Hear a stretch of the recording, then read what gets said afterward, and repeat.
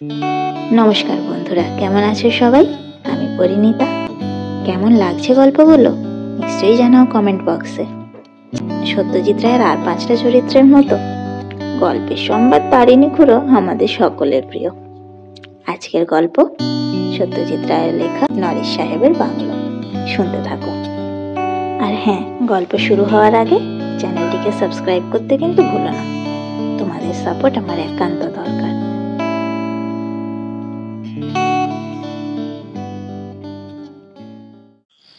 তারিণী খুড়োকে ঘিরে আমরা 5 বন্ধু বসেছি। বাদলা দিন, সন্ধে অব পুরো চা খাওয়াও হয়ে গেছে। এবার বিড়ি ধরিয়ে হয়তো একটা গল্প শুরু করবেন। খুড়ো এলে সন্ধেতেই আসেন, আর এলেই একটি করে গল্প লাভ হয় আমাদের।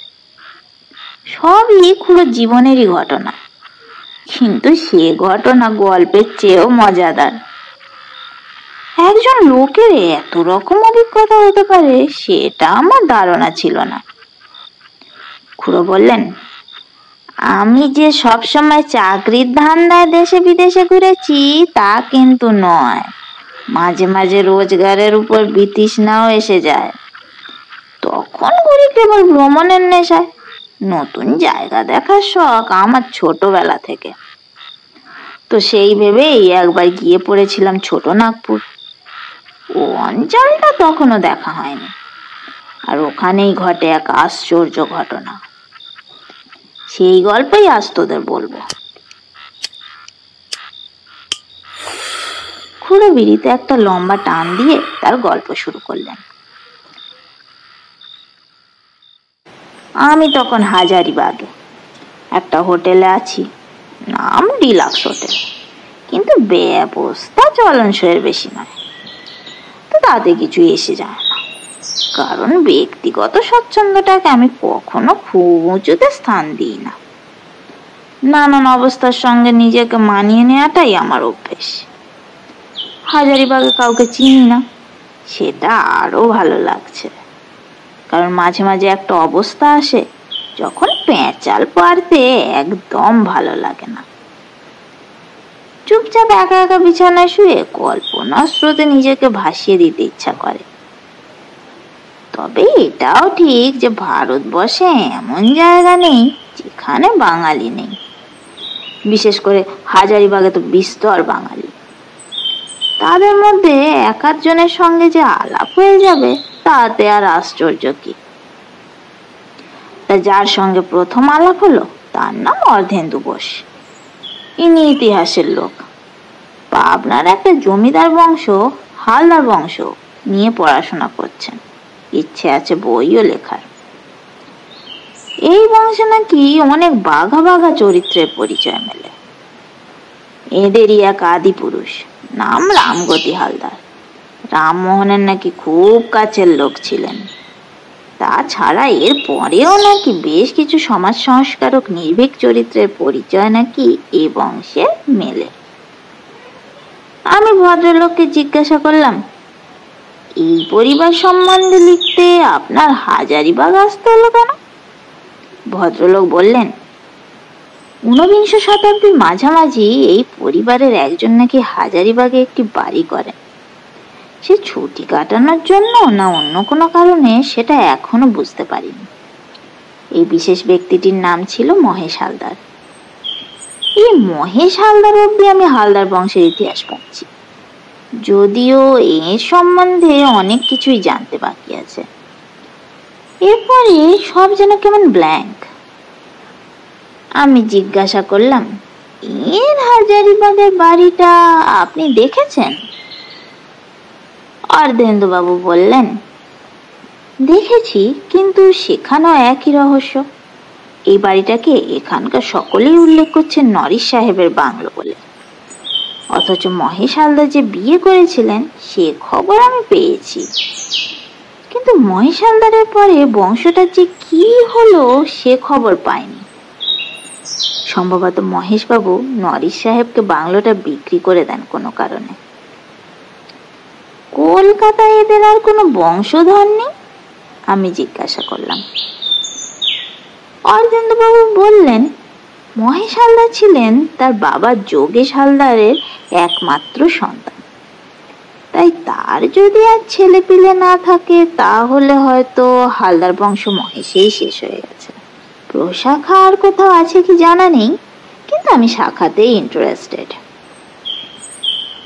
এই বংশ সম্বন্ধে খবর দিতে পারে এমন কোন লোকের সন্ধান নেননি হাজারীবাগে?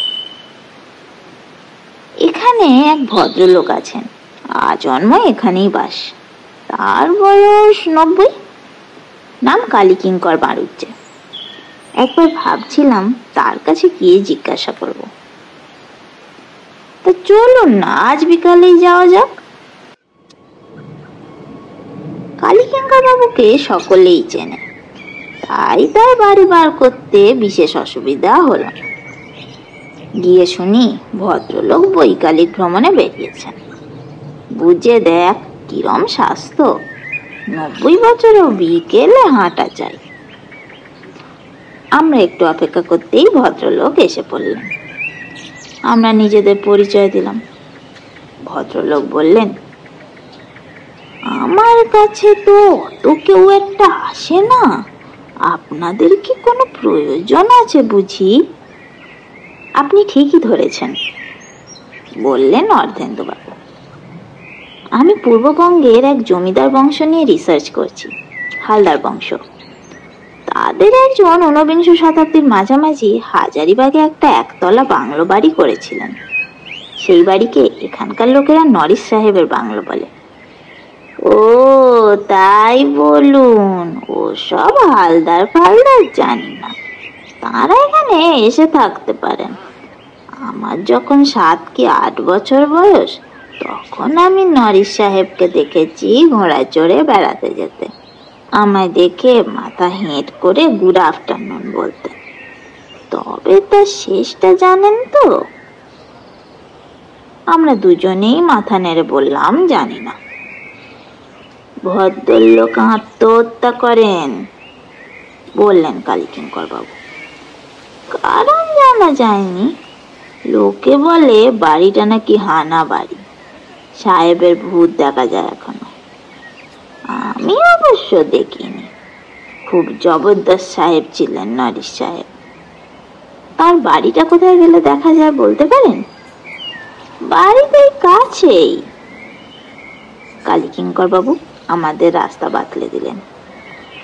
আমরা দুজনে তাকে ধন্যবাদ জানিয়ে উঠে পড়লাম।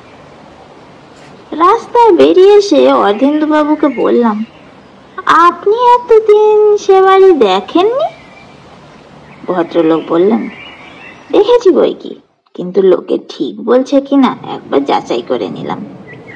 ইনি যা বলবেন সে তো আর ভুল বলবেন না। আমারও যে বাড়িটা দেখার জন্য কৌতূহল হচ্ছে। আসুন না, দেখিয়ে দিচ্ছি। মাথায় টালি বসানো ঢালু ছাদওয়ালা বাড়ি, বাংলোই বলা চলে, যেমন হাজারীবাগে আরো দেখা যায়। টালির অধিকাংশই অবশ্য খসে গিয়ে ছাদ ফাঁকা হয়ে গেছে। চারিদিকে পাঁচিল দিয়ে ঘেরা 4-5 বিঘে জমির উপর জীর্ণ অবস্থায় দাঁড়িয়ে আছে বাংলোটা। কেউ থাকে না সেখানে, শেষ কবে ছিল তাও বলতে পারে না। আমি অর্ধেন্দু বাবুকে বললাম, আপনার হালদার বংশের কথা জানি না মশাই, কিন্তু এই নরিস সাহেবকে নিয়ে আমার বিলক্ষণ কৌতূহল হচ্ছে। আর সত্যি বলতে কি, এই সাহেবের প্রেতাত্মার সঙ্গে যদি যোগ স্থাপন করা যায়, তাহলে তিনি মহেশ হালদার সম্বন্ধে কিছু তথ্য দিতে পারেন, নয় কি? তা অবশ্য ঠিক। কথাটা খুব জোরের সঙ্গে বললেন অর্ধেন্দুবাবু। বুঝলাম তিনি সাহেবের প্রেতাত্মার সঙ্গে যোগ স্থাপনের ব্যাপারে খুব একটা উৎসাহ বোধ করছেন না। আমি না হয় ভূতকে তোয়াক্কা করি না, কিন্তু সবাই তো সেরকম নয়। 2 দিন পেরিয়ে গেল। 3 দিনের দিন আমি অর্ধেন্দু বাবুকে বললাম, এইভাবে হাত পা গুটিয়ে বসে থাকলে আপনার কি কোনো লাভ আছে? আসুন একটা কিছু করা যাক, হয় বাংলোটা একটা রাত কাটিয়ে আসা যাক। অর্ধেন্দু বাবু একটু চুপ করে থাকে বললেন, এখানে বাঙালিদের একটা আড্ডা আছে, শশী ডাক্তারের বাড়ি। আমি কাল সেখানে গিয়েছিলাম। তারা বলল, নরিস সাহেবের বাংলোকে হানা বাড়ি বলা হলেও এখনো পর্যন্ত কেউ কোনো ভূতের সাক্ষাৎ পায়নি। তবে ওই আড্ডাতেই উৎপলবাবু বললে এক নিরীহ গোছের ভদ্রলোক ছিলেন। তিনি নাকি খুব ভালো মিডিয়াম, অর্থাৎ তার মধ্যে দিয়ে ভূতের আবির্ভাব ঘটেছে নাকি অনেকবার। ভদ্রলোক একটা বিশেষ অবস্থায় এলে তার গলা থেকে নাকি ভূতের গলায় কথা বেরোয়, আর তখন নাকি ভূতের সঙ্গে কথাবার্তা বলা চলে।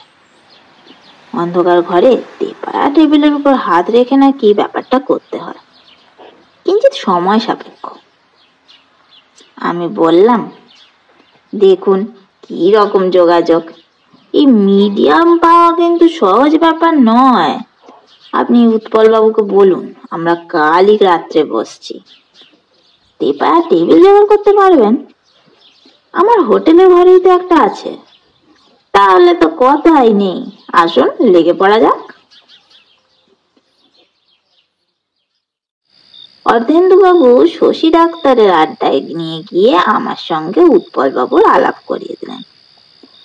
সকলের সামনে আর ভূতের প্রসঙ্গটা তুললাম না, কারণ প্ল্যানচেটে আমাদের 3 জনের বেশি কেউ থাকে এটা আমি চাইছিলাম না। আড্ডার পরে বাইরে বেরিয়ে এসে উৎপলবাবুকে প্রস্তাবটা দেয়া হলো। ভদ্রলোক তো এক কথায় রাজি। বললেন, নরিস সাহেবের বাংলায় প্ল্যানচেট করার ওর নাকি অনেক দিনের শখ, কিন্তু এতদিন কাউকে সঙ্গী পাননি বলে হয়ে ওঠে। তাহলে পরশু বুধবার বসা যাক, বললেন উৎপলবাবু। পরশু অমাবস্যা, সেই কারণেই কাজটা সহজে হবার সম্ভাবনা। এই কি জিনিস লাগবে জিজ্ঞেস করাতে ভদ্রলোক বললেন, 3টে চেয়ার, একটা তেপায়া টেবিল আর একটা মোমবাতি।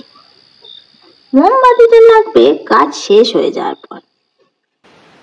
আমি আর অর্ধেন্দুবাবু 3 থাকতে 2টো সাইকেল রিক্সায় করে চেয়ার টেবিল পাঠিয়ে দিয়েছিলাম বাংলোতে। সেই ফাঁকে বাড়িটা একটু ঘুরে দেখেও নিলাম। বহুকাল কেউ থাকে না, তাই ঘরগুলোর অবস্থা অত্যন্ত শোচনীয়। আমরা স্থানীয় লোক লাগিয়ে একটা ঘর বেছে নিয়ে সেটাকে ঝাড়পোছ করিয়ে একটু ভদ্রস্ত করে নিলাম। এটাই বোধহয় ছিল বৈঠকখানা। বাড়িটা পাহারা দেবার জন্য একটা লোককে জোগাড় করা হয়েছিল। সে প্রথমে সাহেবের ভূত করে একটু আপত্তি তুলেছিল, তারপর হাতে একটা 10 টাকার নোট গুঁজে দিতেই চুপ মেরে গেল। রাত 10টার একটু আগে আমরা 3 জন বাড়িটার সামনে জমায়েত হলাম। কথা হলো, ভূত এলে প্রশ্ন করবেন অর্ধেন্দুবাবু, আর উত্তর তো উৎপলবাবুর মুখ দিয়ে সাহেবের বাসাতেই বেরোবে। অবশ্যই সব যদি ঠিক মতো হয়।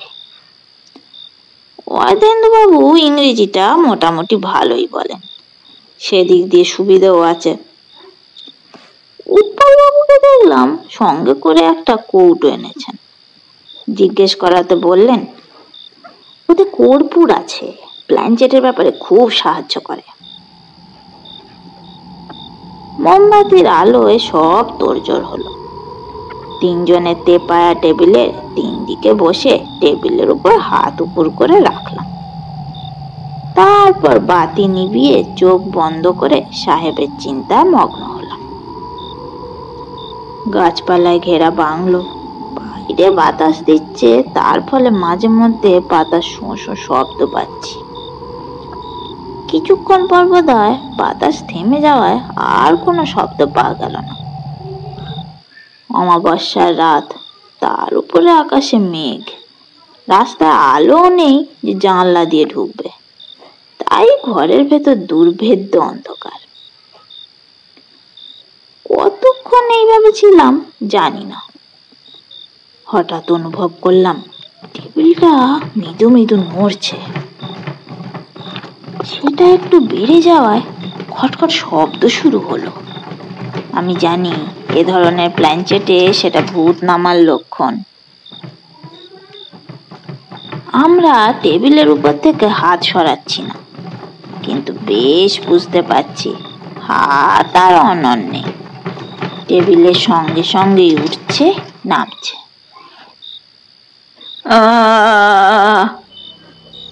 শব্দটা উৎপল বাবুর গলা থেকে বেরোলো।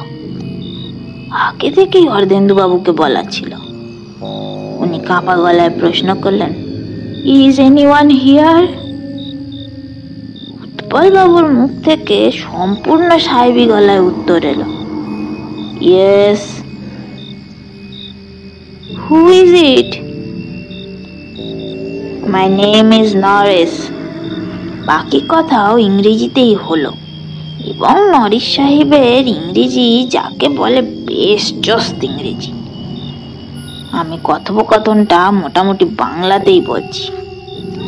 অর্ধেন্দুবাবু বললেন, এই বাংলো কি তোমার বাসস্থান ছিল? ইয়েস। তুমি কি করতে হাজারিবাগে? আমার অভ্রের খনি ছিল। শহরে আরো সাহেব ছিল? ইয়েস।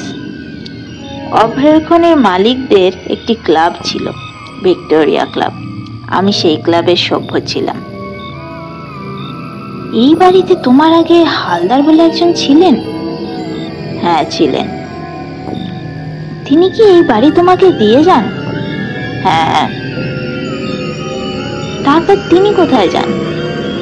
কলকাতায়, সেখানেই মৃত্যু হয়। তুমি কি আত্মহত্যা করেছিলে? উত্তর আসতে একটু সময় লাগলো। হ্যাঁ। কিভাবে? রিভলভার দিয়ে মাথায় গুলি মেরে। কেন? আমার আর বাঁচার ইচ্ছে ছিল না। বুঝেছি, কিন্তু এমন মনের ভাব হলো কেন? আজ এ পর্যন্তই থাক, বড় ক্লান্ত লাগছে। বুঝতে পারলাম উৎপল বাবুরই আসলে ক্লান্ত লাগছে। আমি লাইটার দিয়ে মোমবাতিটা জ্বালিয়ে দিলাম। উৎপল বাবুর মাথা হেঁট হয়ে বুকের উপর নুয়ে পড়েছে। কাঁধ ধরে ঝাঁকুনি দিতে তার জ্ঞান আবার ফিরে এলো। মাথাটা ঝাড়া দিয়ে উঠে হঠাৎ নিজের গলায় প্রশ্ন করলেন, কেমন হলো? খুব ভালো, বললেন অর্ধেন্দুবাবু। বোঝাই যাচ্ছে মহেশ হালদার এখানকার পাট উঠিয়ে দিয়ে বাংলোটা নরিশকে বিক্রি করে কলকাতায় চলে যান, আর সেখানেই তার মৃত্যু হয়। অর্থাৎ যতদূর মনে হয় হালদার বংশের ওখানেই শেষ। অনেক ধন্যবাদ উৎপল বাবু।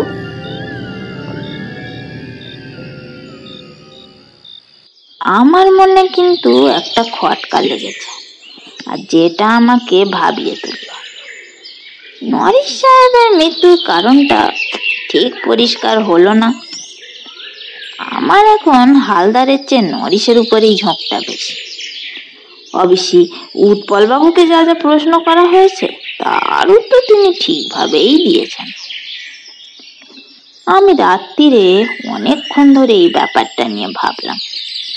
তারপর সকালে উঠে অর্ধেন্দুবাবুর হোটেলে গিয়ে সোজাসুজি বললাম যে আমি আর একবার প্ল্যান চেট করতে চাই, এবং এবার প্রশ্নগুলি আমি করব। অর্ধেন্দুবাবু বললেন, হ্যাঁ, আমার আপত্তি নেই, তবে আপনি হালদার বংশ সম্পর্কে আর কি নতুন তথ্য জানার আশা করছেন তা জানি না। আমি বললাম, সত্যি বলতে কি আমি নরিশ সম্বন্ধে আরো কিছু জানতে চাই। লোকটিকে বেশ ইন্টারেস্টিং মনে হলো। উৎপল বাবুও আমাদের প্রস্তাবে রাজি হয়ে গেলেন। আমরা আবার 10টার সময় সাহেবের বাংলোতে জমায়েত হলাম। আমি উৎপল বাবুকে ঠাট্টা করে বললাম, আজ তো অমাবস্যা নয়, প্ল্যান চেট ঠিক মতো হবে তো? উৎপল বাবু বললেন, মনে তো হয়। এই ভদ্রলোকের আত্মা বেশ সহজেই ধরা দেয়। অর্ধেন্দুবাবু বললেন, আমি সবই বরদাস্ত করতে পারি, কিন্তু আপনার গলা দিয়ে যখন অন্য লোকের স্বর বেরোয় তখন মেরুদণ্ডটা কেমন যেন শিরশির করে। আমরা 10:15টার মধ্যে তৈরি হয়ে নিলাম। 15 মিনিটের মধ্যেই টেবিল নড়া আর উৎপল বাবুর গলা থেকে শব্দ শুনে বুঝলাম যে প্রেতাত্মা হাজির। এবার আমি প্রশ্ন করলাম, ইজ এনিবডি হিয়ার? নরিসের কণ্ঠস্বরে উত্তর এলো, yes. Are you Mr Norris? Yes. Mr Norris, তোমাকে দুবার বিরক্ত করার জন্য ক্ষমা চাইছি, কিন্তু কাল একটা প্রশ্নের ঠিক জবাব মেলেনি, তাই আবার তোমাকে ডাকলাম। কি প্রশ্ন? তোমার জীবনের উপর এতটা বিতৃষ্ণা এলো কেন যে আত্মহত্যা করলে? একটুক্ষণ কোনো কথা নেই, তারপর ইংরাজিতে উত্তর এলো, আমাকে প্রচন্ডভাবে অপমান করা হয়েছিল। কে করেছিল অপমান? Major Thomson. ঘটনাটা কোথায় হয়? আমাদের ক্লাবে। কিন্তু অপমানের কারণটা কি? তাহলে অনেক কথা বলতে হয়। বলুন, আমরা শুনতেই এসেছি।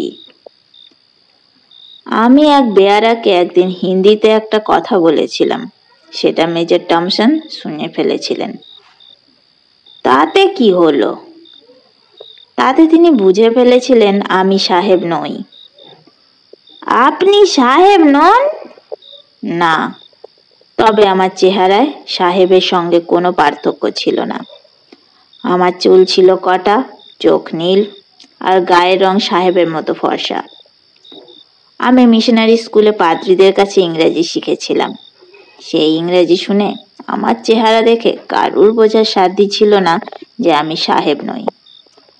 আমাদের ক্লাবে ভারতীয়দের প্রবেশ নিষিদ্ধ ছিল, কিন্তু আমি নরিস নাম নিয়ে ক্লাবে ঢুকতে পেরেছিলাম। এই ক্লাবে আমি 3.5 বছর মেম্বার ছিলাম। তারপর টমসনের কাছে ধরা পড়ে গেলাম। সে সকলের সামনে আমাকে নেটিভ বলে ক্লাব থেকে লাথি মেরে বার করে দেয়। আসলে তুমি কি ছিলে? আমি ছিলাম বাঙালি। আমার নাম ছিল নরেশ। নরেশ থেকে নরিস। আমি হঠাৎ যেন চোখের সামনে একটা আলো দেখতে পেলাম। বললাম, তুমি কি মহেশ হালদারের কোনো আত্মীয় ছিলে? আমি ছিলাম মহেশ হালদারের একমাত্র ছেলে। বাবা তার অভ্রের খনির ভার আমার উপর দিয়ে কলকাতায় চলে যান।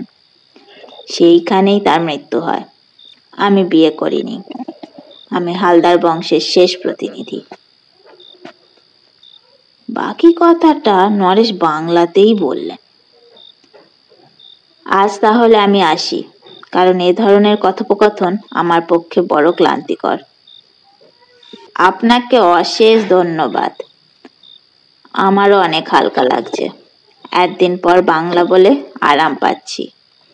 আর সাহেব সেজে যে কি ভুল করেছিলাম সেটা নতুন করে বুঝতে পেরেছি।